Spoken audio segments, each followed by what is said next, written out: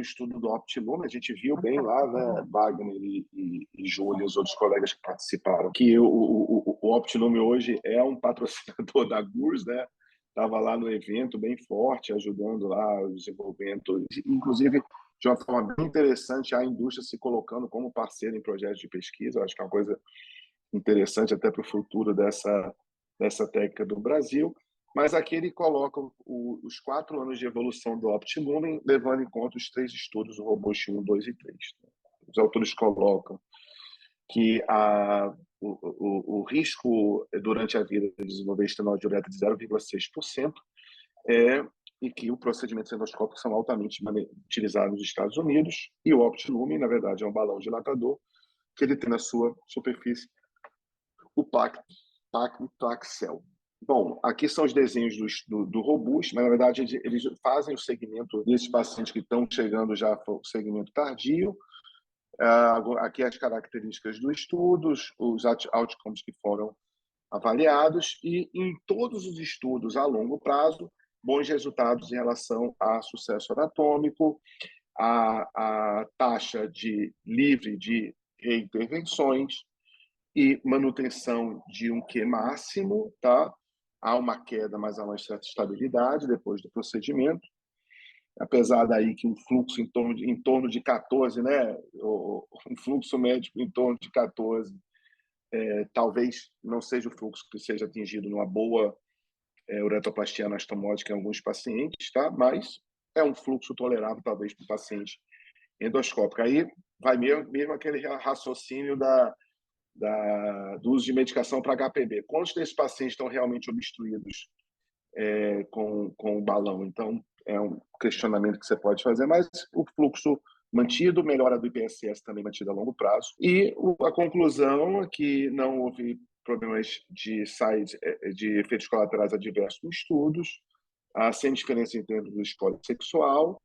O Optimum é seguro, como a gente já sabe, e os resultados de melhora do IPSS do Q máximo, fluxo máximo, são mantidos ao passar do tempo, e obviamente a gente vai continuar vendo os trabalhos mais antigos, mas a longo prazo. Outro trabalho interessante é o trabalho retrospectivo multicêntrico sobre o implante do esfíncter artificial depois da uretoplastia. O background para o estudo é que há evidências conflitantes em relação ao esfíncter artificial em pacientes que fizeram uretoplastia, e a hipótese de que aqueles pacientes onde você não preserve a vascularização, eles têm uma pior taxa de resultados. Bom, é um estudo multicêntrico com pacientes com uretoplastia que submeteram implante do esfíncter. Eles fizeram um grupo com transecção e não transecção por via perineal, excluíram acesso abdominal, e foi avaliar uma série de complicações. Acho que a complicação mais importante nesse paciente é a durabilidade do esfíncter, refletida principalmente na erosão e atrofia. A gente vai pensar menos em falha mecânica como um fator determinado pela técnica cirúrgica. Então, são 108 pacientes, né? Eu entrei depois nesse... eu mandei cerca de 40 pacientes meus para esse grupo, e talvez na verdade, minha impressão sempre foi que a uretoplastia, quando você transecta a uretra, e principalmente se o paciente tem radioterapia, é quase certa que esse paciente vai ter uma vida média pior do esfíncter, tá? Eu não recebi ainda os resultados depois da inclusão dos casos que eu mandei. Aqui os grupos foram semelhantes em relação às características e uma taxa de erosão e de complicações e atrofia maior, ou seja, os pacientes que transectaram fizeram uretoplastia com transecção, eles tiveram taxas de complicações superiores. Então, esse é o ponto principal do estudo. Não é que o paciente esteja proibido de colocar o esfíncter se fizer uretoplastia com transecção. A mensagem que eu colocaria é: sempre que você tem um paciente de risco para o implante do esfíncter, tente fazer uma uretoplastia com preservação vascular, independente da técnica. Um acesso abdominal, um acesso pré-retal, uma técnica tipo escrita por Jordan, escrita pelo grupo do Nandi, ou mesmo a colocação de um enxerto dorsal como opção a uma transecção. Tá? Por quê? Porque você deve esperar taxas maiores de complicação, principalmente se esse paciente ele é um paciente radioterapeuta. Outro trabalho foi apresentado pelo grupo do Lisal, 105 pacientes num grupo único submetidos à uretoplastia por via robótica. Ele coloca a dificuldade do acesso posterior na reconstrução da uretra, pouco espaço, espaço reduzido, estreito, com pouca visualização, dificuldade de sutura, e esfíncter próximo, nervos cavernosos, puros e reto. Ele acha, o Lisal, que o single port é um robô muito interessante para esses acessos em espaços confinados, principalmente para cirurgias de reoperação espaço extraperitoneal, porque você precisa de, obviamente, menos pontos de entrada dos seus portos. Tá? E ele coloca que, e aí, o fazer na cirurgia aberta utilizar o robô, ele realmente não aponta grandes vantagens, mas está disponível, né? Então, se ele puder fazer por via perineal o robô, ele vai acabar fazendo no caso de uma via combinada. Tá? O único trabalho que compara o acesso perineal e abdominal em relação à continência é o do Giltse, lá da Argentina, publicado no Brasília Journal, mostrando, então, que os pacientes que têm acesso abdominal, mas num grupo restrito de pacientes, eles têm uma taxa de incontinência superior, e é lógico, né? Você vai estar tratando uma incontinência. Não é a forma de tratamento na escolha do paciente. Para o paciente preservar a continência, ele tem que ter uma estenose supraesfincteriana. Se você tiver uma estenose que invada o esfíncter, provavelmente ele vai ficar incontinente. Tá? Ele utiliza no paciente não completamente obliterado, ele utiliza o YV ou YV ou T-plastia, o mucosa graft.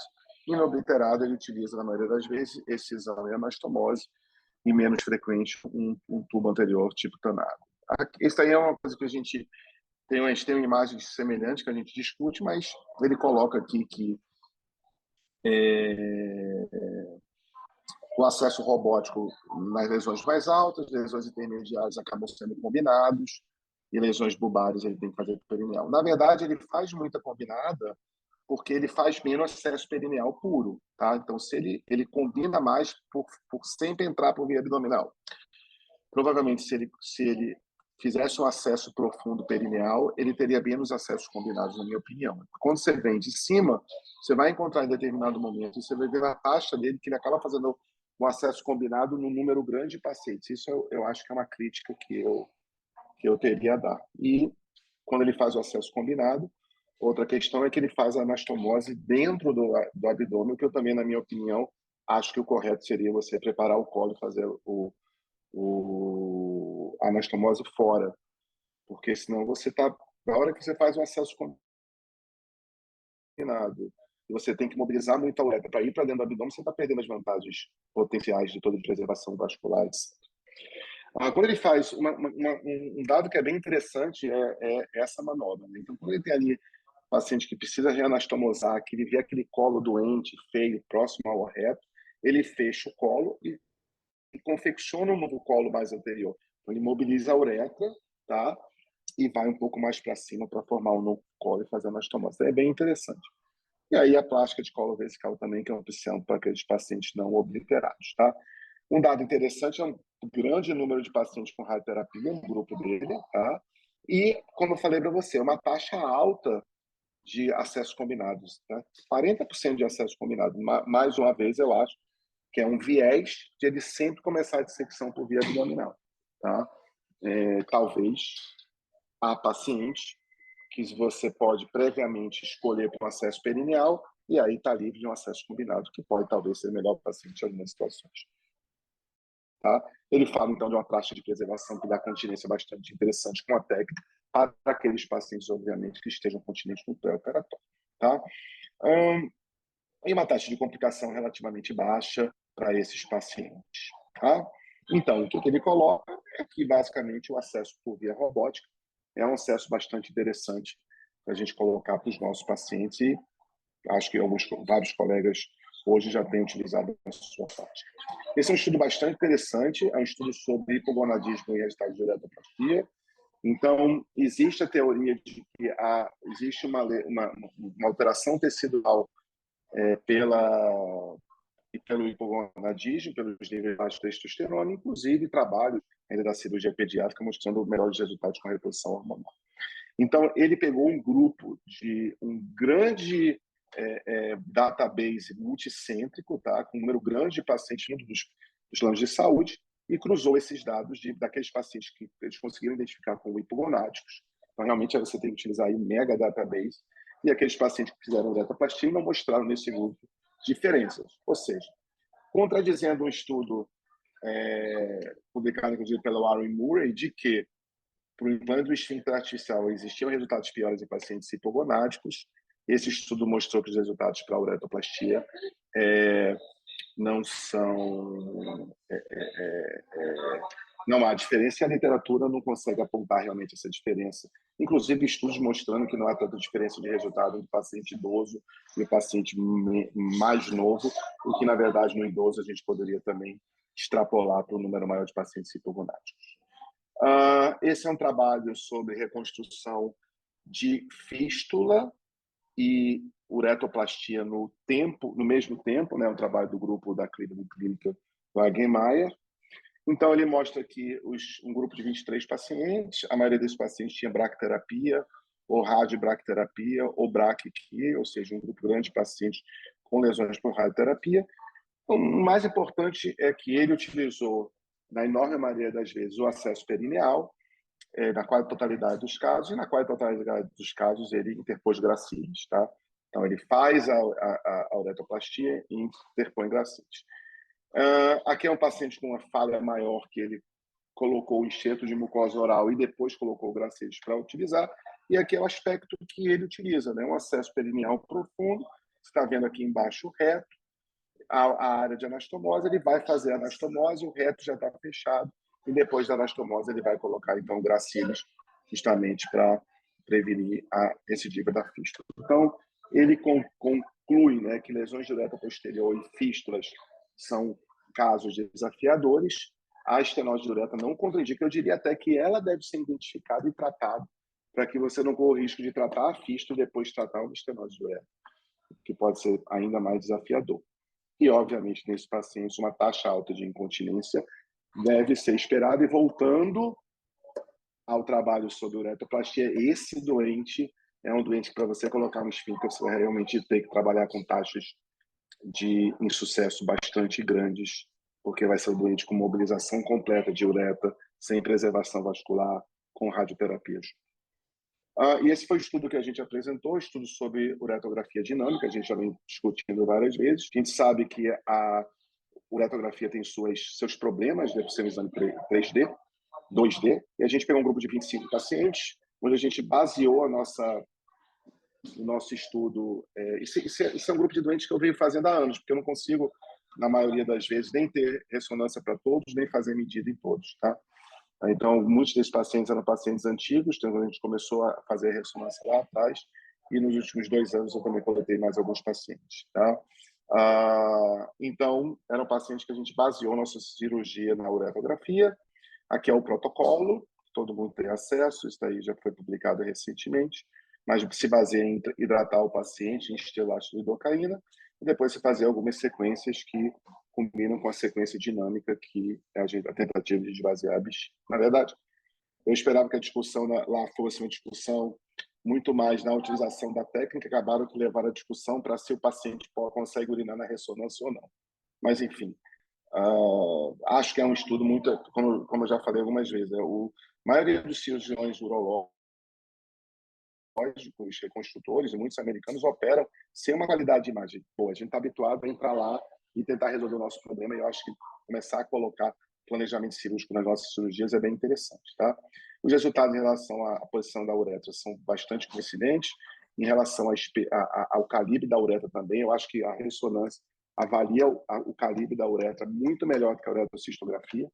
Então, a gente pode prever, talvez, o leito uretral que a gente tenha, e, obviamente, vai avaliar o grau de espongiofibrose em volta da estenose, o que será bastante interessante e, na minha opinião, poderá ser utilizado na indicação dessas novas tecnologias, como o Optilume, por exemplo. Tá? Excelente, na minha opinião, para avaliação de uretra posterior, principalmente pós-prostatectomia radical, tá?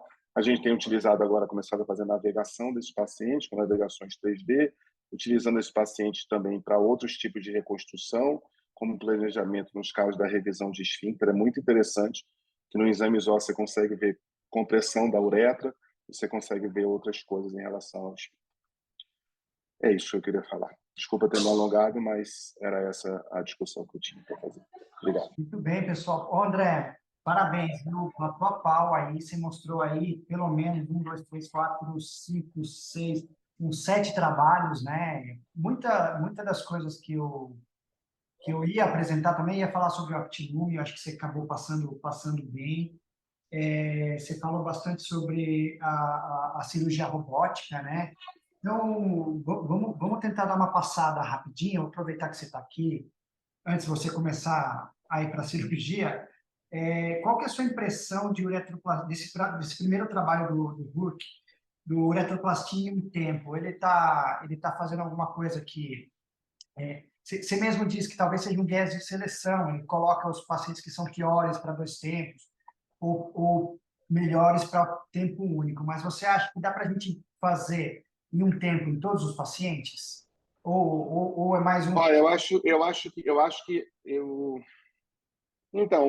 que um tempo é interessante se você tem um leito razoável. Hoje só vejo para 2 tempos a possibilidade de você ter uma uretra muito ruim. Mesmo que eu faça em 2 tempos, eu tento preservar o máximo de uretra. Eu tento enxertar lateralmente e utilizar, né? Eu já tentei um tempo atrás abrir essa uretra e tratar essa uretra, talvez com corticoide, e ver se a gente consegue melhorar a qualidade dessa uretra exposta. Eu já pensei nisso, acho que até é uma ideia interessante, né?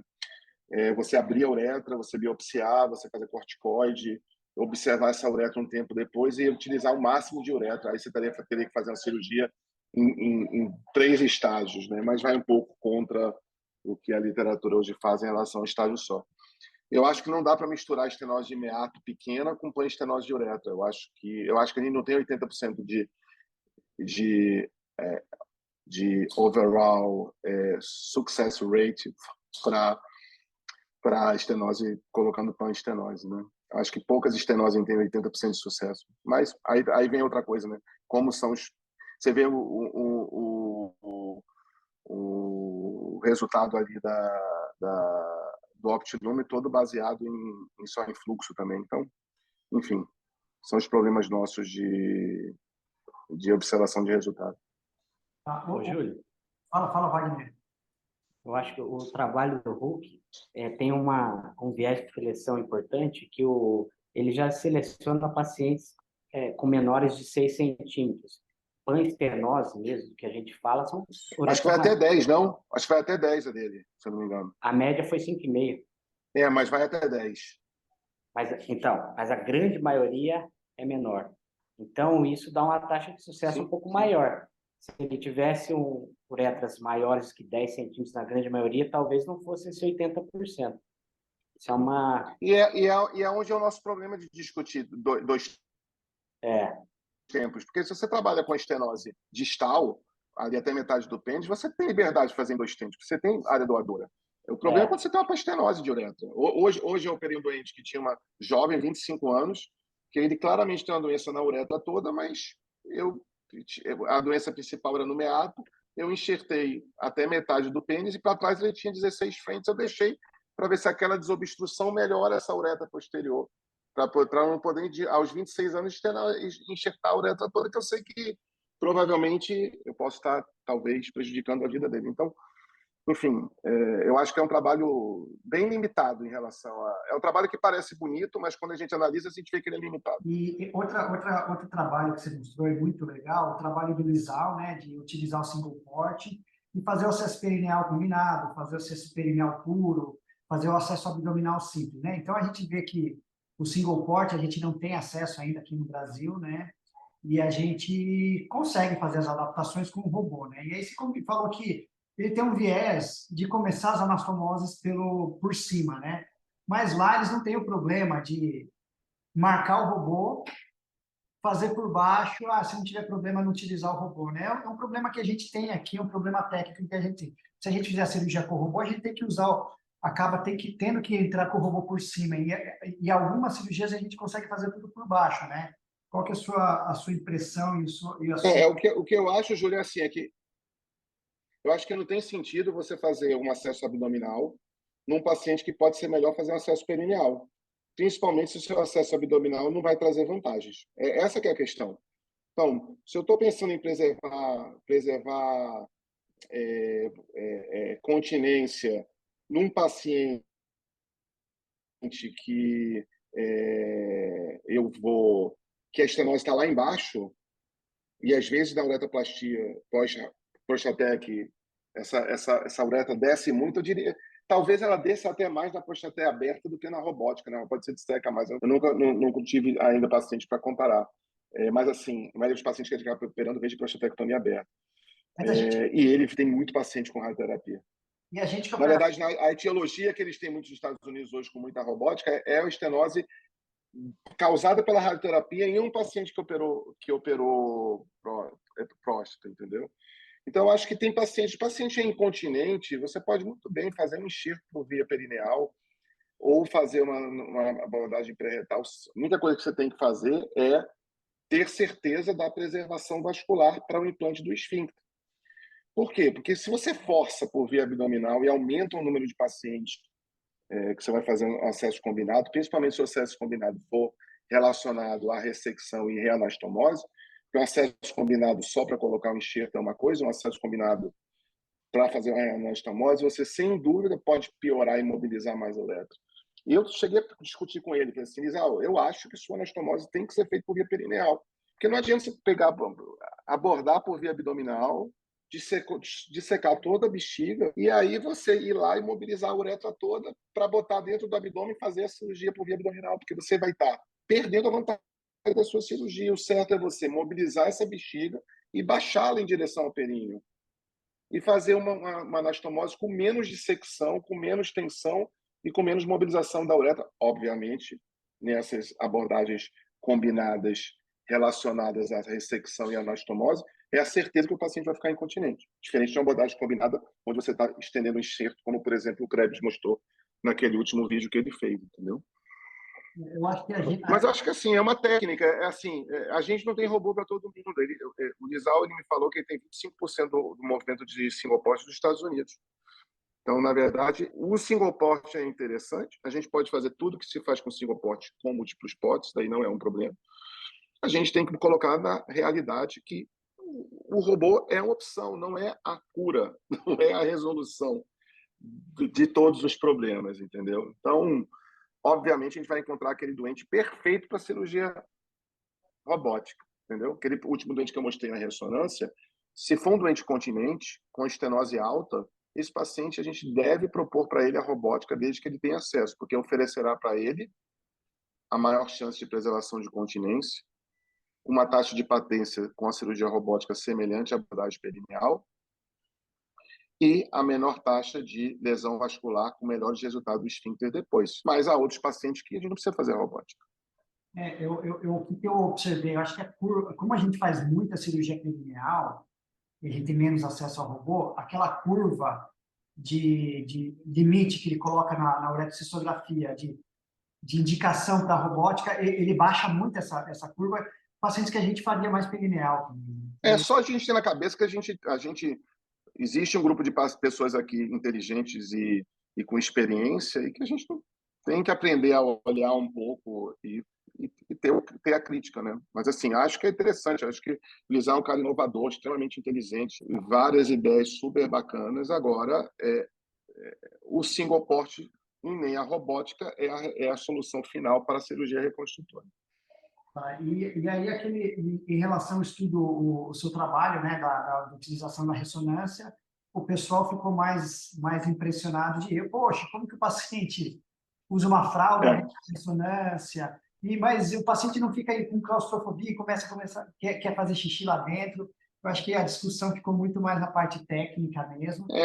É que eu digo assim, talvez um exame desse não interesse para o americano, entendeu? O americano talvez não queira pagar $300 numa ressonância, mas já pagar $6.000 no Optilumen sem fazer um exame antes para ver se tem fibrose ou não. Mas, assim, a uretroressonância para um planejamento cirúrgico, eu acho que a gente pode evoluir muito em planejamento cirúrgico para estenose de uretra, para implante de esfíncter artificial, para uso de prótese. Tá? A gente está hoje desenvolvendo uma linha de interesse nessa área.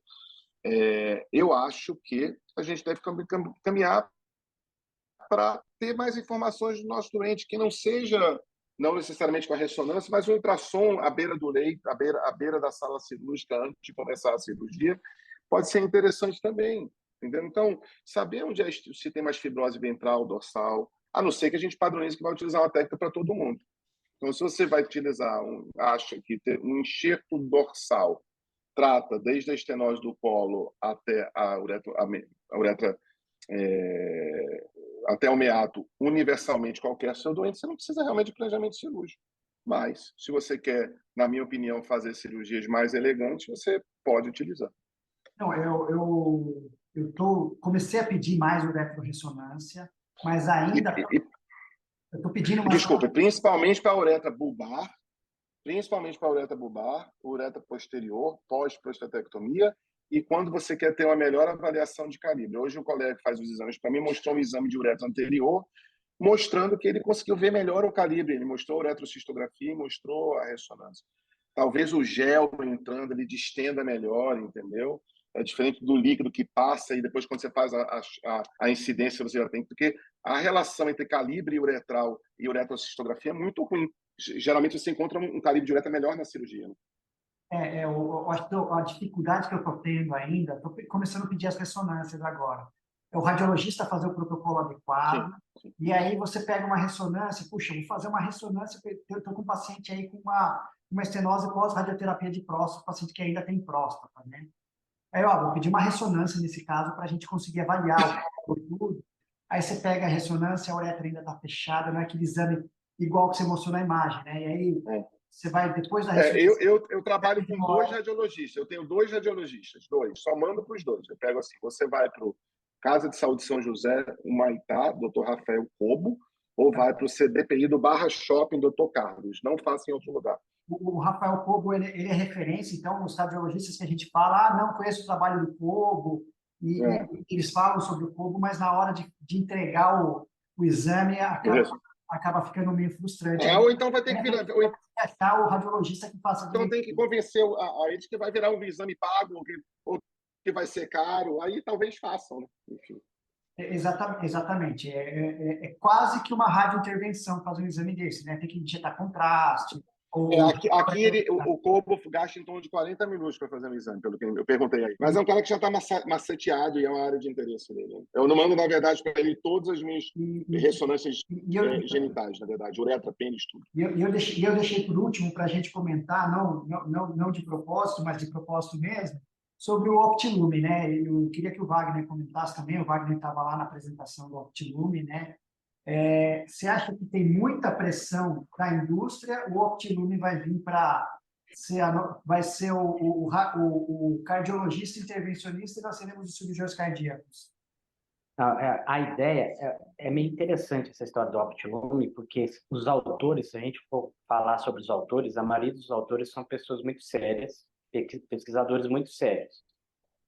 Entretanto, a taxa de sucesso comparando, eles apresentaram lá para pacientes que têm 2 recidivas, quando só faz uretomia interna, a taxa é 26%, quando usa o Optilume dá 75%. Mas o mais importante de tudo, e que foi discutido lá na hora, é que a curva de Kaplan-Meier, ela vai caindo. Então, o Robust 3, que é um acompanhamento um pouco maior, a taxa é maior que a uretomia interna simples, entretanto, ela vai caindo. Então, vai chegar um momento que vai cair. Não sei quando. Eu acho que o papel do Optilume seria muito interessante, mas não foi pesquisado para a uretra posterior, em pacientes sem condições de operar.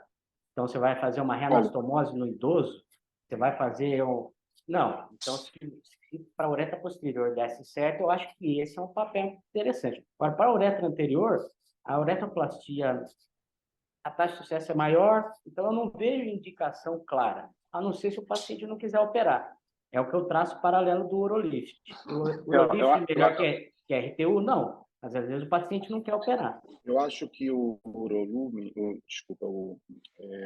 Optilumen, um paciente seria ideal é o doente com esclerose de colo pós-prostatectomia continente. E que você já fez uma abertura, não conseguiu, quer uma tentativa para você não ir para uma uretoplastia, aumentando o risco dele de incontinência. Esse eu acho que é um paciente bem interessante.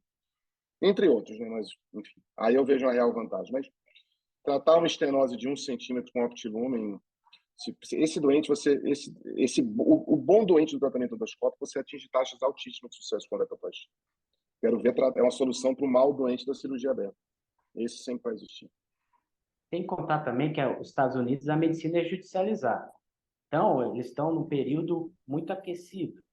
Então, tudo que é menos invasivo vai vender muito nos Estados Unidos do que uma coisa mais invasiva. Tem um apelo, então, das empresas e a questão de uma medicina mais judicializada. E o ambiente, o custo hospitalar dos Estados Unidos é muito alto. Então, o plano suporta pagar, porque ele paga 5 mil dólares. Então, se o cara fizer isso no consultório e o cara lá pagar um X lá para o cirurgião, é muito melhor para ele, entendeu? Muito melhor do que o custo da uretoplastia. O que eu percebo é que, quando você vai analisar o estudo robusto, né, tem vários vieses, né, de taxa de sucesso. O que é taxa de sucesso, né?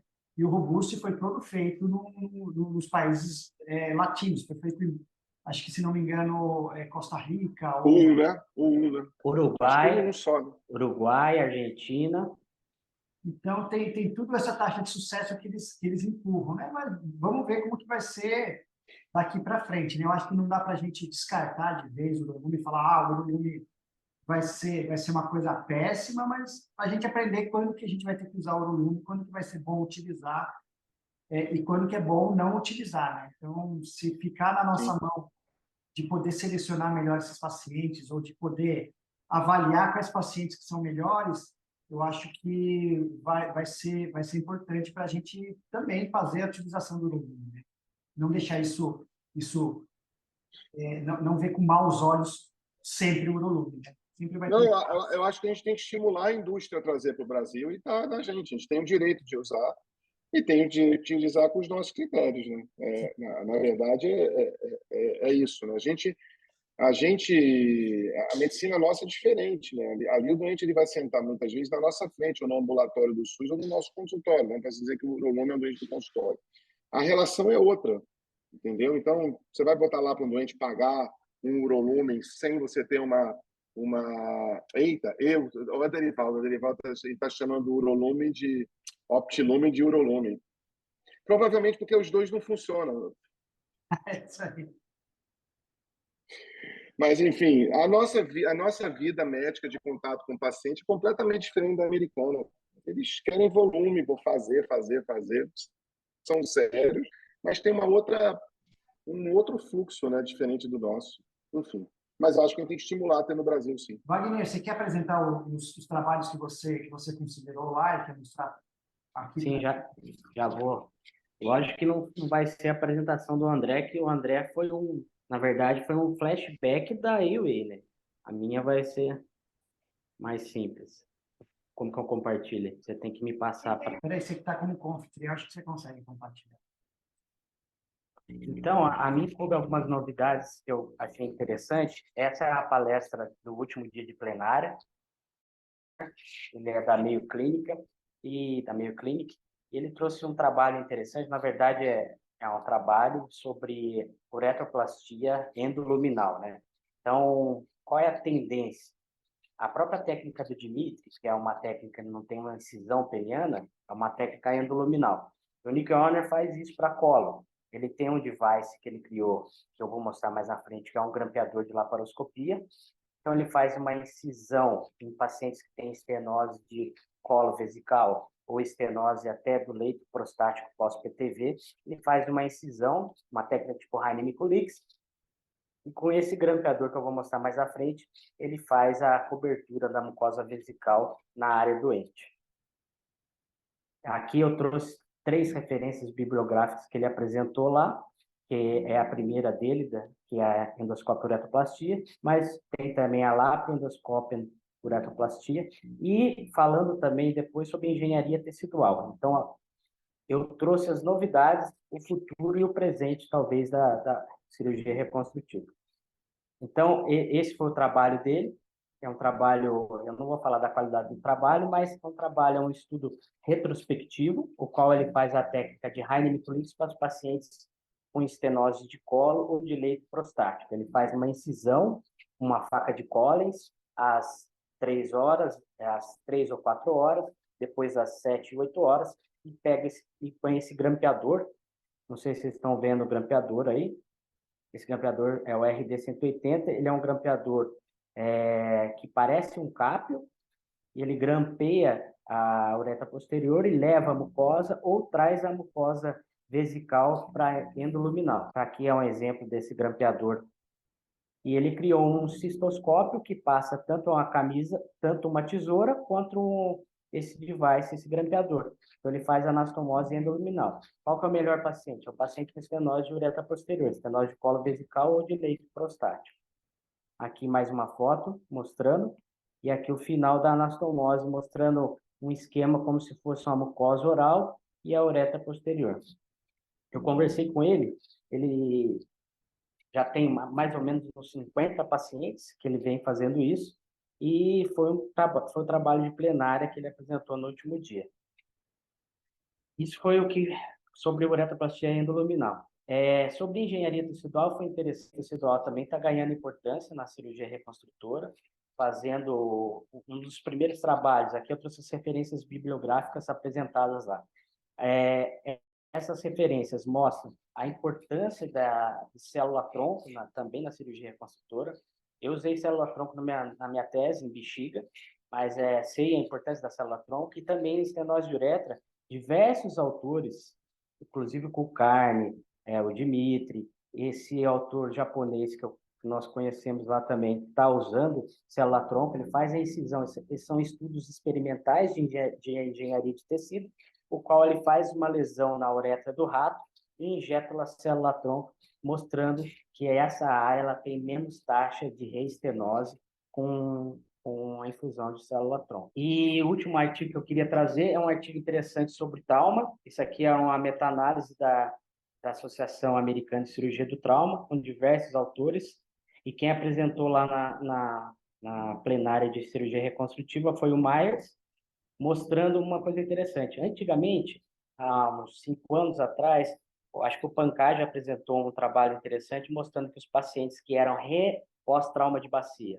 que apresentavam injúria uretral, se fosse realinhado primariamente, menos de 14 dias, o gap seria um pouco menor, talvez a taxa de estenose um pouco menor. Esse estudo prospectivo muito cedo mostrou ao contrário, que quando a gente tem trauma de bacia com injúria uretral, o realinhamento endoscópico não diminui a taxa de estenose e também não diminui a taxa de indicação de cirurgia. As taxas de estenose aumentam conforme o porte da injúria, isso é claro. Então, uma injúria, um trauma de bacia, que é uma avulsão de síntese pública, a taxa de injúria uretral é menor comparado com uma explosão ou uma queda, esse tipo de cisalhamento, que é uma compressão, a taxa de lesão uretral é muito maior. E interessante, mostrando que mesmo as injúrias parciais, eu pensei até nos erros de sondagem, as mesmas injúrias parciais podem gerar grandes estreitamentos. E a última coisa que eu vou falar sobre uretra feminina não tem grandes novidades. Teve um debate lá, como é o debate de todos os lugares, mostrando os pacientes, duas autoras, né, a Jéssica e uma autora da Austrália, comparando os pacientes que devem fazer enxerto, a velha discussão enxerto e retalho. Vou passar rapidamente, né, o diagnóstico de estenose de uretra feminina. Primeiro são os pacientes que têm LUTS, infecção do trato urinário de repetição, udinúria, resíduo pós-miccional aumentado e podem apresentar retenção urinária aguda. O exame de diagnóstico é o vaginal e urológico, né, estreitamento de meato, etc. Ultrassom, resíduo aumentado. A cistoscopia, a gente vai ver o estreitamento. A cistoscopia é feita com ureteroscópio, ou cistoscópio mais fino. A ureterocistografia tem seu papel, a urofluxo também, e a estudo urodinâmico nos pacientes que a gente pensa que já perdeu a bexiga para analisar a viabilidade vesical. Interessante esse último item, que é a inabilidade de passar um catéter uretral, um stop, sugere a estenose, mas nessa discussão não fala qual frente do catéter. Então, lá no servidor estadual, a gente tem a prática de um catéter grosso. Primeiro, para o paciente, a gente passa um catéter 20 frente, e pacientes que não passam um catéter 16 frente, a gente tem o diagnóstico de estenose de uretra. Mas isso a literatura varia muito. E nessa discussão, eles não falaram qual que é o frente do catéter. E dois estudos, o estudo mais, vamos dizer, com maior volume de estenose de uretra que eles publicaram foi esse estudo, que é um estudo multicêntrico. Tivemos o prazer de participar, mostrando a taxa de sucesso dos pacientes com estenose de uretra. E o mais importante saber, independente da técnica, retalho vaginal, enxerto dorsal e enxerto ventral, a taxa de sucesso é a mesma. A única discussão é quando você aborda ventral ou aborda dorsal. Quando você aborda dorsal, você deixa o ventre uretral saudável, e se você tiver que fazer uma cirurgia de sling no futuro, esse ventre uretral vai estar mais saudável, ao passo quando você aborda ventral, você aquele leito ventral ele fica hostil para se colocar um sling. E aqui vendendo meu peixe, convidar todo mundo aí para a nossa jornada aí em agosto. Muito bem, Wagner. Legal. O que você achou desse device aí para uretroplastia endoscópica? Porque uma das discussões que a gente tem é que esses devices vão deixar a cirurgia mais fácil ou mais difícil? Vai deixar a anastomose mais delicada, menos delicada, mais complexo, menos complexo? Uma das coisas que a gente estava discutindo é que a técnica cirúrgica dá o ponto detalhado, o nó para dentro, o refinamento técnico tem uma importância grande na uretroplastia, né? Qual que é a sua impressão aí? Como é que fica uma uretroplastia endoscópica, Wagner? Ô, Júlio, você falou muito bem. Eu vi uma cirurgia dessa no nosso curso do servidor do ano passado, o Dimitri, numa estenose de colo vesical, ele usou. Isso facilita para casos complexos. É o mesmo pensamento do Lisal. O Lisal, ele só faz a maioria das vezes robótica, então ele avança o robô até o meio do pub para fazer a cirurgia robótica. Aqui é puxando para o pessoal que faz o períneo. Com esses devices, a gente tem acesso a casos mais complexos. O que eu acho interessante é que tanto a robótica quanto a laparoscopia veio para mudar alguns princípios. Um exemplo, antigamente na prostatectomia radical tinha que everter a mucosa para fazer a anastomose. Veio a laparoscopia robótica e não inverte mais mucosa. Eu acho que esse device é interessante para casos complexos, mas vai aumentar muito o valor, mas é mais um artifício. Mas você tem razão, o refinamento técnico vai acabando. Você passa, igual um CAP, você vai levar a mucosa lá dentro, mas não fica perfeito. Mas se isso resolver a vida do paciente, os resultados a longo prazo foram bons, eu acho que é mais uma carta na manga. E em relação ao trauma de uretra, pós-fratura de bacia, você acha que vai mudar? Assim, sempre teve aquela discussão. Aonde você for para falar sobre trauma de uretra, as pessoas vão perguntar: e o realinhamento primário? E a gente deve fazer ou não deve fazer? Você acha que esse trabalho mata a pau isso aí e vai decidir a conduta mesmo de não fazer o realinhamento? Falar que esse trabalho mata a pau, a gente está valorizando muitos autores. Acho que depende de cada centro, depende do trauma, depende da experiência do cirurgião. Realinhamento primário ele pode ser feito até por 14 dias. Mas a primeira coisa que se fala no realinhamento precoce, na verdade, o nome é precoce, é que a equipe tem que ter experiência, ou seja, geralmente duas equipes, uma no abdômen, uma na uretra, para fazer esse realinhamento precoce rápido. Se você for fazer um realinhamento precoce muito demorado, é melhor fazer a cistostomia e deixar essa uretra em repouso. Eu acho que esse trabalho não mata a pau, mas ele vai trazendo alguns dados interessantes. Mas tem estudo prévio do Coratim, tem um estudo interessante do Coratim, mas é um estudo retrospectivo, que mostrava que os pacientes que tinham realinhamento precoce, a taxa de estenose era 53%, e nos pacientes que colocavam cistostomia, a taxa de estenose era de 100%. O viés de tudo isso é lógico, os pacientes que fizeram cistostomia, provavelmente o trauma foi pior, então a taxa de estenose seria pior. Mas eu acho que depende da experiência de cada um, e isso eu acho que a gente não vai ter essa resposta, porque não é um estudo prospectivo, randomizado, duplo cego, ou uma meta-análise com a melhor evidência. E eu acho que em relação à uretra feminina, né? Eu acho que também, sem muita novidade também, né? A uretra feminina, na uretra feminina, eu acho que teve menos evolução. Eu acho que evoluiu nos últimos anos, de 10 anos para cá, mas nada de novidade. O que a gente tem que trazer de mensagem é que, independente da técnica, a taxa de sucesso é a mesma. Entretanto, quando você coloca o enxerto dorsal, que é a preferência de muitos, a taxa de incontinência é pequena, menos de 1%. E você deixa o ventre uretral saudável por um possível sling no futuro, que 70% das mulheres vão ter incontinência, 60%, 70%. Vão ter incontinência durante a vida. Então, colocar um sling depois de um retalho ventral não é uma atividade segura.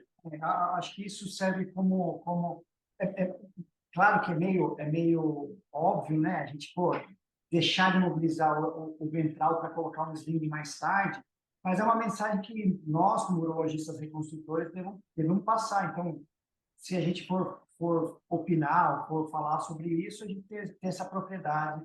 Isso também está sendo falado em outros lugares do mundo também. Muito bem, pessoal. Alguém quer fazer algum questionamento para o Wagner, para o André? Alguém quer fazer algum comentário? Ô, Júlio, posso falar? Fala, Denivaldo, e aí? Bom, cara. Então, parabéns, excelente apresentação de todo mundo aí, né? Todo mundo, excelente. É o seguinte, para o André mandar o protocolo, né, para a gente começar a fazer, onde está esse protocolo publicado, se ele tem um pré-print, alguma coisa disso aí, porque Então, um mais de detalhe. a Derival Diga, tem um trabalho que eu botei no grupo. Tem no tá grupo bom, lá um show. artigo. Pois eu não Tá? vi quando foi. Não, mas Eu vou beleza, botar agora, ver eu lá. vou botar agora o artigo que, na verdade, foi escrito, que eu participei, que foi escrito pelo Leonardo Caiati, que agora está em Cleveland, Isso, e boa. foi com quem eu comecei a fazer. Eu boto o artigo original para vocês. Tá? Perfeito, perfeito. Beleza, Mas, Tá bom? Derival, tudo bem? bom, Wagner, diga. Bom, agora o Caiado ele é tão famoso. Vou dar um exemplo aqui no Einstein. Eu cheguei para pedir a ressonância, eles já sabiam que era o protocolo dele. Não, Então, beleza. diversos lugares já está fazendo. Vou falar com o Vinícius aqui, o pessoal daqui para fazer. Tá bom. Então, Júlio, a gente podia tentar aquela apresentação do colega lá de São Francisco, que a gente conversou com ele, né, para a próxima. O que você acha daqui a um mês? Então, isso que eu vou passar, né? Então, todo mundo passou as novidades científicas, né? Eu vou passar as novidades sociais e de grupo que a gente vai ter, né? Então, primeiro a gente falou com o Benjamin Breyer, né? Ele é o presidente da GURS agora, e ele está secretário-geral. É secretário da GURS agora, e ele ficou super animado com a nossa iniciativa de colocar o nosso grupo para dentro da GURS, né? E aí a gente vai convidar ele para fazer uma palestra, a próxima reunião que a gente vai ter, para ele fazer uma apresentação da GURS, o que a GURS pode trazer de benefício para a gente, e a gente mostrar o que a gente pode trazer de benefício para a GURS, principalmente em relação à educação, fellowship, e aproximar nossa associação com a associação da GURS e começar a internacionalizar o nosso grupo também, tá? Outra coisa de interessante que a gente falou com o Carne também, e com o Jossi, com o Pancage, né? Sobre a nossa próxima reunião ou congresso entre o Brasil e a Índia, né? O Congresso Brasil-Índia de Urologia Reconstrutora para 2024. Então, ano que vem vai ter o Congresso da CIL, vai ser em Delhi, e a gente consegue fazer um pré-congresso em Pune, no Instituto Kulkarni. Então, a gente consegue levar aí quantas pessoas a gente tiverem animadas para ir. Então, acho que a gente consegue fazer uma delegação grande de urologistas reconstrutores para ir para Pune e assistir o Kulkarni fazer algumas uretroplastias. Ele Pessoal, está bem animado, ele está super animado com essa ideia. É porque a gente encontrou num stand lá que ele já tinha passado lá e falado que os brasileiros iam lá no ano que vem. eu só queria falar, eu acho que o Júlio sentiu isso, o André também.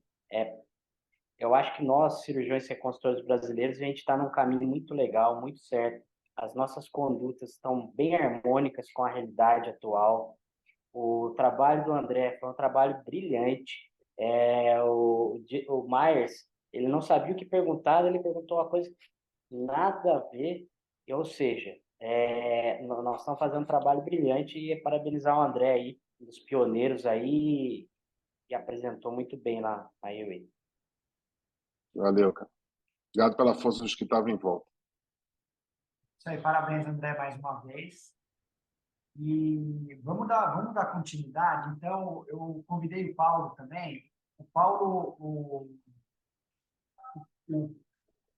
está aí, Paulo? Então, o Paulo, Tô aqui, Júlio. Tô aqui. Paulo é urologista formado pela Unicamp, e aí ele se apaixonou por essa parte de urologia reconstrutora, e ele foi fazer o fellowship dele em Chicago, e é nosso representante internacional aí da Bruve, já faz mais da metade do fellow, né? E interessante que ele está fazendo um fellow clínico, né? Então ele está conseguindo operar, atender os pacientes na clínica também. E eu convidei ele para, justamente hoje que a gente está fazendo esses highlights da UA, para ele mostrar os highlights de cirurgia reconstrutora que ele está tendo no fellowship dele nos Estados Unidos, para ele mostrar alguns casos para a gente discutir, ver como que eles estão fazendo lá, para a gente ver se a gente consegue aproveitar alguma coisa da experiência internacional na nossa prática do dia a dia. Tá dando para ver? Dá para ver, tá perfeito aí, Paulo, pode continuar. Maravilha. Show. Quando o Júlio pediu para eu separar uns casos, eu tentei separar uns casos um pouquinho diferentes do que a gente está acostumado a discutir, porque a gente faz muito uretra, faz muita incontinência, e eu tentei trazer alguns casos que fogem um pouquinho do que normalmente a gente vê em todas as discussões, mas que fazem parte da nossa realidade como urologistas reconstrutores. E vou começar com esse primeiro caso aqui,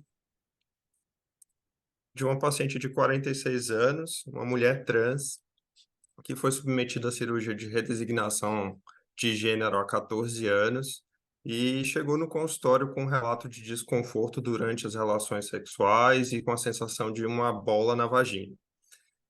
Ao exame físico, a gente observa nessa parte superior aqui a uretra da paciente e a gente vê realmente uma estrutura aqui no meio da neovagina, que quando a paciente faz esforço, tem um prolapso anteroapical aqui. Então, eu não sei como é que você quer fazer, Júlio, se você quer abrir para discussão de conduta, como é, se eu sigo, sobre o que a gente fez. Não, nesses casos aí, acho que dá para seguir os casos, a gente discute no final, e se você... Show de bola. Então, a gente fez exame de imagem e a gente conseguiu observar que nessa neovagina dessa paciente trans, a gente tinha a preservação dos corpos cavernosos, o que é uma coisa não usual nesses casos de técnica de cirurgia de readequação de gênero. E a gente conseguia ver a glande da paciente no fundo de saco neovaginal, que é uma coisa também que a gente não vê. Então, a gente não sabe qual foi a técnica que tentaram fazer nessa paciente, mas é uma técnica que a gente não vê normalmente. Né? Aqui, novamente, nessa imagem, a gente vê os corpos cavernosos, a glande da paciente, que estava no fundo de saco da neovagina dessa paciente trans. Só para a gente ilustrar, normalmente quando a gente faz a cirurgia de adequação de gênero, a cirurgia de mudança de sexo, a gente usa esses elementos aqui do pênis para reconstruir a neovagina. Então, a glande vira o neoclitóris, A uretra a gente preserva, a gente retira os corpos cavernosos. Algumas técnicas hoje só esvaziam o corpo cavernoso e a gente usa essa pele aqui que a gente tem no pênis para fazer a inversão e a neovagina dessa paciente.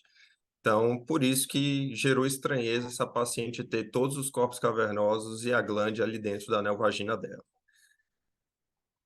Então, aqui eu trouxe o vídeo para vocês, mostrando a cistoscopia sem maiores anormalidades. Durante o procedimento, a gente via realmente que a glande estava dentro dessa neovagina.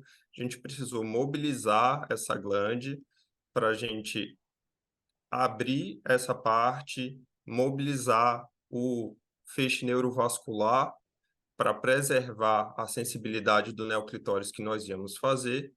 E a gente partiu para a desconstrução desse pênis que estava invertido aí dentro do canal vaginal da paciente, que a gente está demarcando a glande para a gente refazer, fazer o clitóris que já deveria ter sido feito. Ops. E aqui a gente faz a retirada dos corpos cavernosos embaixo, a formatação do neoclitóris da paciente. Aqui a gente retira completamente esses corpos cavernosos que a gente precisava ter retirado na cirurgia primária. E a gente mobiliza esse clitóris para a posição que é a posição anatômica em mulheres não trans, né? A gente joga o clitóris para cima da uretra para que essa mulher tenha o clitóris, o neoclitóris na posição anatômica dela, né? Então aqui a gente está mobilizando, levando lá para cima. Vou passar um pouquinho, fazendo uma fixação, e aqui a gente faz a correção do prolapso, ligando, fazendo a sutura da parede nos ramos do pubis dessa paciente, para a gente ter uma correção do prolapso anteroapical que essa paciente apresentava. O resultado final foi uma neovagina com 9 centímetros de profundidade, paciente com possibilidade de ter intercurso sexual, a gente deixa com tampão. O aspecto pós-operatório, depois de algumas semanas, foi esse, e atualmente a paciente está tendo intercurso sexual sem nenhum problema. Então, eu trouxe esse primeiro caso só para ilustrar casos de cirurgia reconstrutiva em pacientes trans, que é algo que a gente faz aqui. Ô, Paulo, Pode falar. então, interessante, porque foi um prolapso de órgão pélvico, que ele fez, que a primeira técnica foi feita inadvertidamente, que só inverteu o pênis. Só inverteu o pênis, exatamente. Ele jogou a glande para dentro, junto com os corpos cavernosos, só fez uma inversão sem fazer a reconstrução do jeito que deveria. A profundidade também era uma profundidade que não era a mais adequada para essa paciente, então isso facilita prolapso de neovagina. Pessoal, E a minha dúvida é qual o tecido que foi usado, já que quando ele inverte, geralmente inverte o prepúcio, ou usa intestino, ou peritônio, são os 3 tecidos. Nesse caso, foi usado o quê? Ele inverteu com a pele completa. Ele simplesmente destacou a uretra e inverteu todo o pênis com todos os elementos para dentro. Então, ele não usou nada. Ele não desfez, aquela imagem que eu mostrei do pênis, que a gente destaca os elementos do pênis para reconstruir, só usar a pele para fazer o canal. Na verdade, ele inverteu tudo junto. Ele só destacou a uretra. Eu acho que nos primórdios da tangentalização se colocava a glande no fundo da vagina. Para ter uma sensação, para ter a sensação de prazer, seria a zona erógena ali. Então, é uma paciente que provavelmente fez uma cirurgia, ela tinha feito a cirurgia há mais de 10 anos e ela provavelmente fez a cirurgia num centro que usava uma técnica que era anterior mesmo. Deixa eu falar um pouquinho. Desculpa, pessoal, meu nome é Luiz Augusto Westin, tá, Paulo? É um prazer conhecer você aí. Prazer. Eu tenho uma experiência bacana nisso aí, na UERJ, a gente está nessa empreitada de transgênero desde 2005, professor Heloísio, e na verdade essa técnica que você acabou de mostrar foi uma técnica descrita pelo Djalma Jurado aí do interior de São Paulo, Júlio, e ele fazia realmente isso, ele colocava a glande no fundo de saco neovaginal, justamente com esse intuito de ser uma zona mais de maior sensibilidade no momento do sexo penetrativo, né? Na verdade, isso foi em 2002, mais ou menos, ele apresentou numa EAU. Eu nem era médico ainda, mas enfim, eu estudo muito esse tema e eu sei disso. E, na verdade, assim, nessa ocasião, essa técnica foi até meio revolucionária, porque as pessoas antigamente, Paulo, amputavam o clitóris. O clitóris era rigorosamente amputado, né? Então, pensando historicamente, assim, na ocasião, foi uma ideia brilhante, na verdade. Evolutivamente, hoje em dia, claro que a gente sabe que não está no seu sítio anatômico. Hoje a gente entende melhor a anatomia do feixe vasculo nervoso. Então, e uma coisa importante, eu não entendi tão bem aí na sua imagem. Aliás, a imagem inicial me sugeria até um prolapso de bexiga, parecia um prolapso de bexiga, né? Depois que você me mostrou aquela imagem da ressonância que eu vi isso. E então é isso, né? Só para contextualizar todo mundo em relação a isso. Isso não é feito mais hoje em dia, mas faz parte da história. Bacana, bacana, Luiz. Só para fazer um comentário, muito do que a gente viu na Airway também é falando sobre cirurgia de redesignação, né? E isso é uma coisa que vai entrar para nós, urologistas reconstrutores, né? Então, o Paulo está tendo experiência com isso, o Luiz faz bastante, né, Luiz? E, inclusive, um dos temas que a gente vai começar a incorporar dentro do nosso grupo e da nossa cirurgia, da cirurgia reconstrutora. Então, uma das reuniões, já vou deixar um pré-convite aí para o Luiz falar um pouco sobre redesignação, né? E isso é uma coisa que está crescendo bastante e tomou muito espaço dentro da GURS, dentro da cirurgia reconstrutiva nos Estados Unidos também. Legal. Eu vou seguir para o segundo caso, que a gente está um pouquinho adiantado, e eu trouxe outro caso também que normalmente a gente não discute tanto. Quando a gente fala de cirurgia reconstrutiva, a gente fala muito de cirurgia protética também, né, e de complicações de próteses que a gente coloca. Então, eu estou trazendo o segundo caso de um paciente de 59 anos, do sexo masculino, foi submetido à prostatectomia robótica em 2018 e submetido à colocação de prótese peniana inflável em 2020. Esse paciente chegou no consultório com um relato de uma curvatura peniana associada à dor, mau funcionamento da prótese. Durante o exame físico, a gente observava isso com a prótese inflada desse paciente. Então, isso que a gente via, e a gente precisava fazer uma revisão dessa prótese para ver o que estava acontecendo com essa prótese inflável desse paciente. Então, eu trouxe o vídeo inicial aqui. Paulo, antes de começar o vídeo, Sério, vocês pediram algum exame de imagem desse paciente? não pedimos exame de imagem. E aí eu corroboro muito o que o André falou, sabe? A gente vai muito resolver no centro cirúrgico, inclusive casos de uretra. Muitos dos casos de uretra que a gente tem sintoma, que o paciente chega com alguma evidência, a gente define o que vai fazer no centro cirúrgico. Faz a uretrocistro no centro cirúrgico, o aparelho é acoplado nas mesas e a gente decide o que é que vai fazer, a técnica que vai usar. Então, eu corroboro muito o que o André falou. A gente decide muita coisa na hora do intraoperatório. Esse paciente foi indicado a cirurgia depois da consulta inicial, porque precisaria realmente de uma revisão da prótese, e a gente foi Paulo, ver. Pode falar. desculpe interromper, mas esse caso é interessante. O Júlio perguntou, porque a ressonância ela é muito importante para pacientes que você implanta uma prótese e às vezes tem peronie ou tem alguma fibrose distal ou até foi implantada inadvertidamente, você consegue ver essa glândula FLOF que eles falam, que é uma glândula que é uma glande caída. Na ressonância você vê muito bem isso. Eu acho que é uma imagem boa.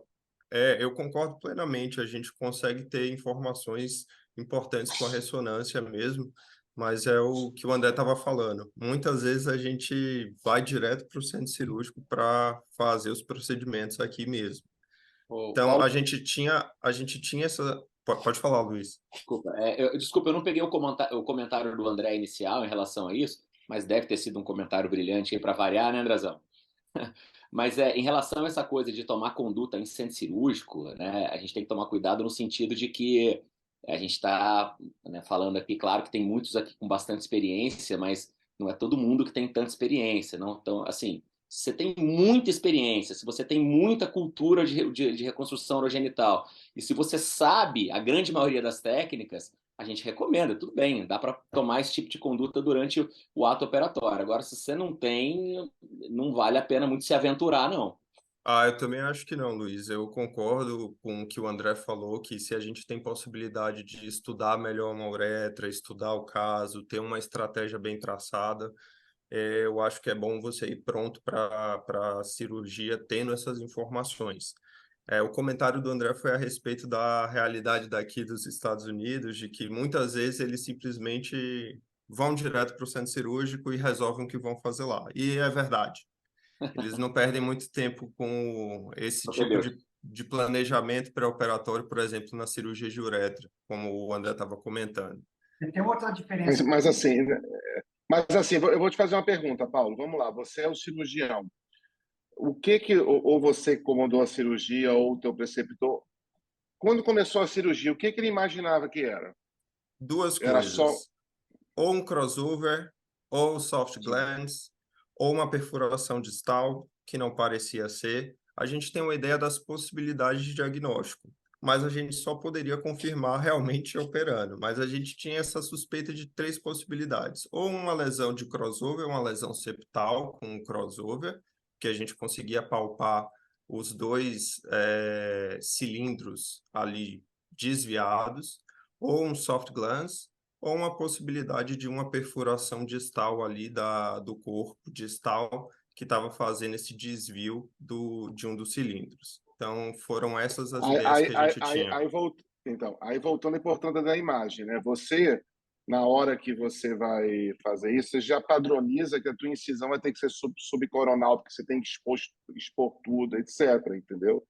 É isso que eu falo. Se você tem Uhum. imagem, você faz planejamentos cirúrgicos menos agressivos, muitas vezes, entendeu? Sim, Concordo. sim, sim, sim. Por exemplo, Andrezão, hã? por exemplo, se isso aí fosse se não tivesse acontecido a dilatação até o ponto distal, você faz uma incisão escrotal fácil, tranquilo, você não precisa fazer uma incisão subcoronal, né?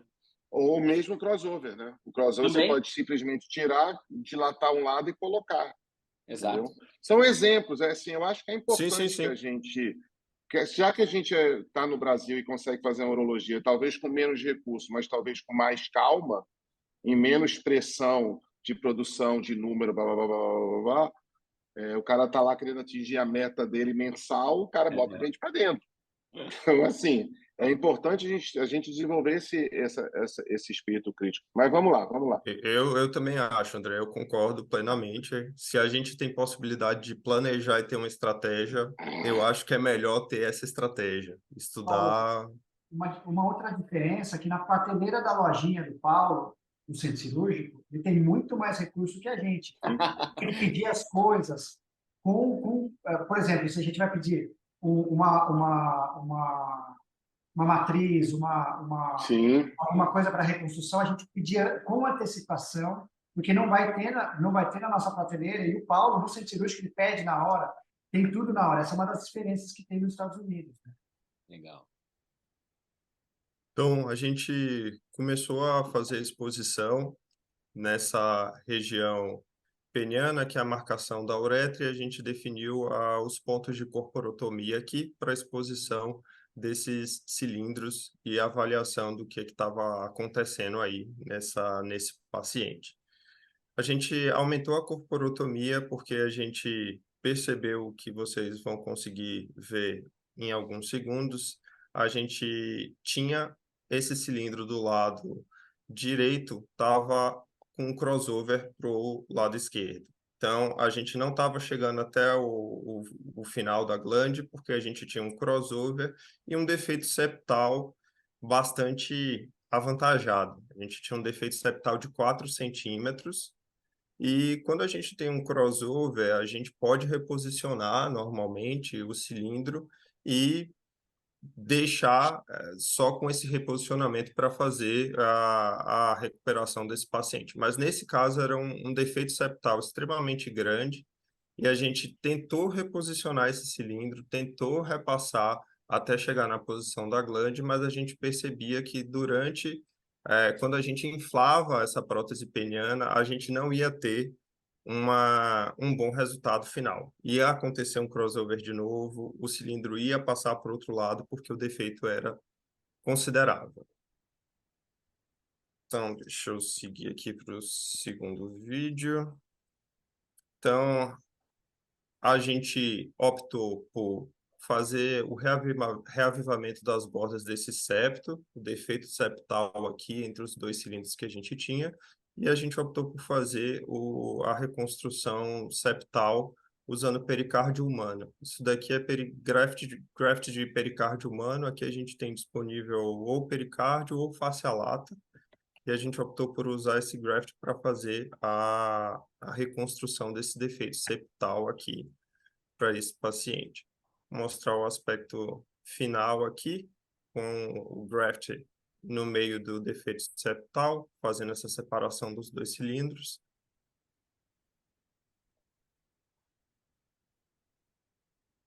E aqui as duas fotos comparando antes com a abertura septal e posteriormente com o fechamento do graft.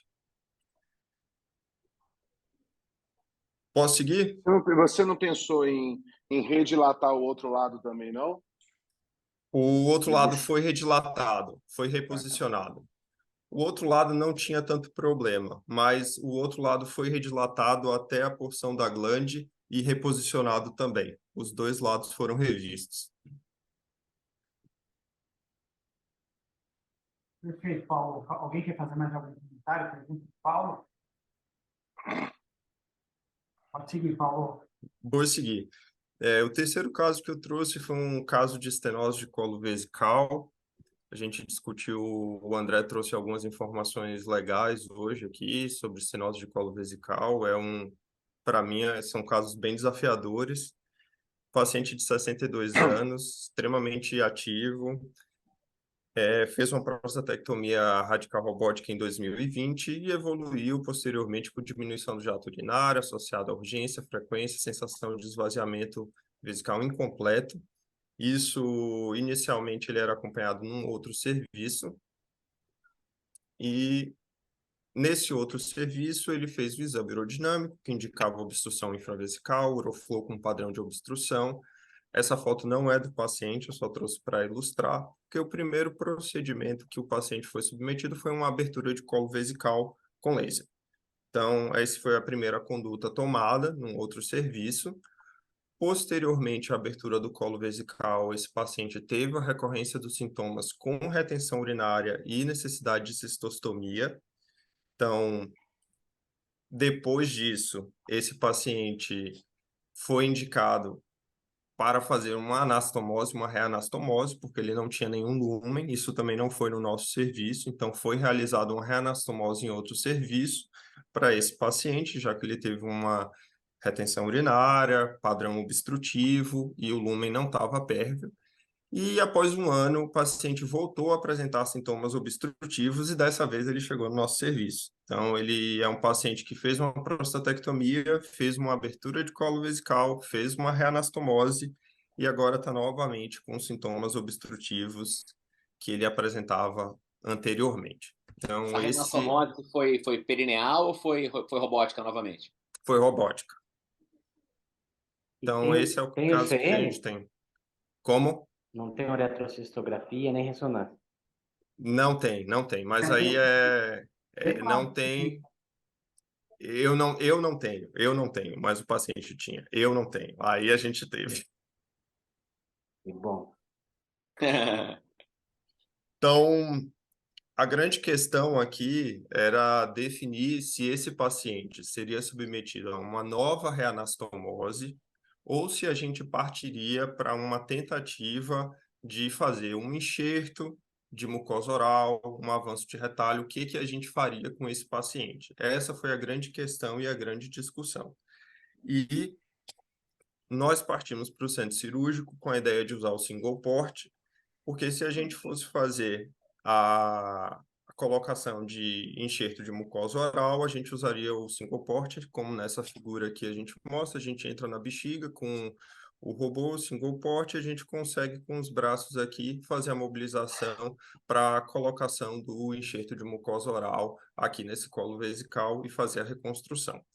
Então, só restava saber se realmente a gente teria uma uretra que seria minimamente pérvia ou se tivesse completamente fechada, a gente definir se a gente ia partir para uma reanastomose ou não, tá?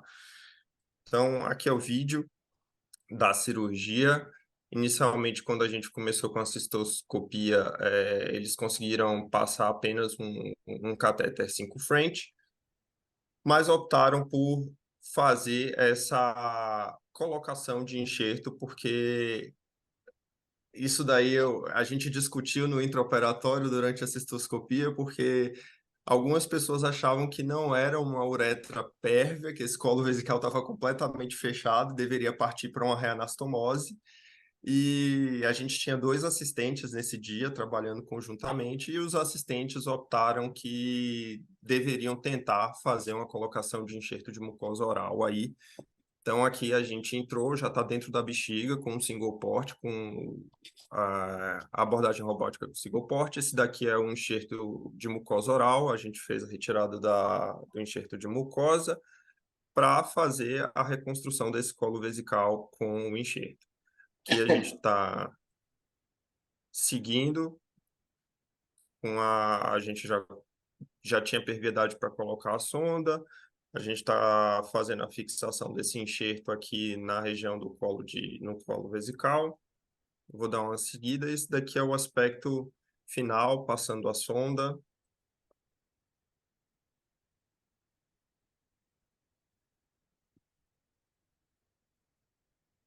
E aqui a uretrocisto pós-operatório, depois de 3 semanas, antes de retirar a sonda, a gente faz o exame de imagem para avaliar se teve alguma complicação, se a gente consegue retirar a sonda com segurança. Então, isso aqui, depois de 3 semanas, a gente fez o exame de imagem antes de retirar a sonda desse paciente. Essa cirurgia a gente fez tem cerca de 6 meses, o paciente está na última consulta, o resíduo pós-miccional zerado, está com um fluxo urinário bom, está sem sintomas no momento. Então, a gente está seguindo, mas tem cerca de 6 meses essa cirurgia com reconstrução do colo vesical com enxerto de mucosa. Acho que é isso. Comentários? O Paulo, belíssimo caso. Eu acho que você trouxe uma coisa que a gente não tem resposta. Porque se a gente fosse seguir no guideline, era fazer 2 ou 3 urectomias, injetar corticoide, amitromicina e depois reanastomose. Mas depois da reanastomose, muitos já iam partir para derivação urinária. Exatamente. Então, você E trouxe era, uma coisa interessante. e era Mas por isso que eu deixei anotado no início que o paciente era extremamente ativo. A gente propôs a derivação para o paciente, mas ele se recusava veementemente. Então, foi muito conversado com o paciente que existe uma grande chance de falha nessa tentativa de colocar, de colocar um enxerto, de tentar refazer uma anastomose. Então, eram consultas muito demoradas para explicar ao paciente muito bem que era uma tentativa porque ele era contrário a qualquer derivação veementemente. Então, Bela conduta. Eu acho que trouxe uma bom, nova. Essa técnica do Flynn, ela é boa.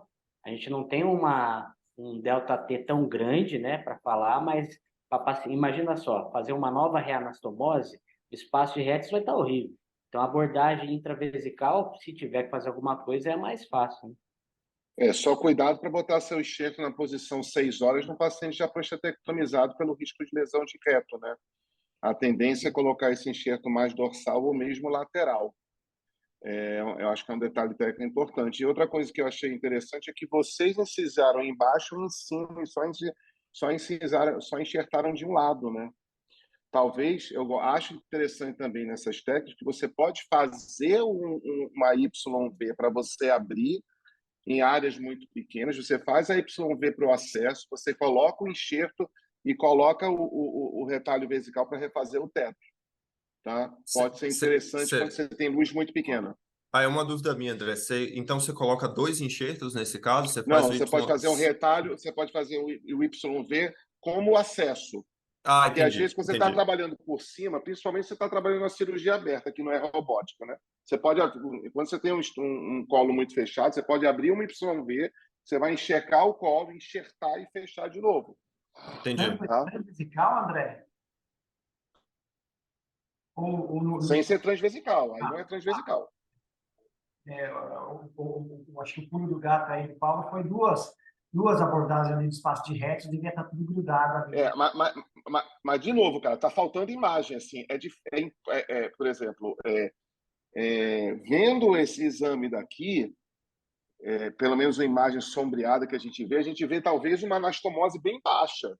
Então, assim, de novo, é imagem, cara. Porque, assim, se você define que você vai tratar com single port todo mundo, você não precisa de imagem. Mas se você não tiver imagem, não tiver uma boa avaliação pré-operatória, você vai fazer mais cirurgia combinada. E a cirurgia combinada é pior. E a cirurgia combinada tem mais incontinência, entendeu? Então, de novo, acho que a gente precisaria ver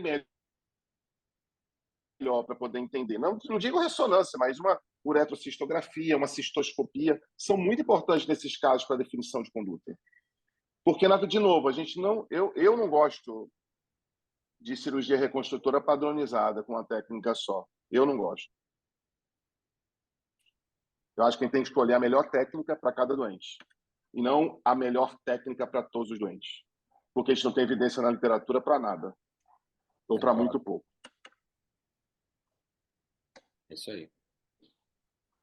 Muito bem, pessoal. Paulo, parabéns, hein? Parabéns. Valeu, Paulo. Valeu, pessoal. Casos foi muito ilustrativo. Você pegar um caso de trans, um caso de prótese, um caso de uretra. Acho que a escolha dos casos foi excepcional. Obrigado pela participação e a gente aqui no Brasil estamos esperando ansiosamente o seu retorno para trazer essas novidades e a gente conseguir e a gente aplicar isso aí juntos, tá? Vamos lá, vamos nessa.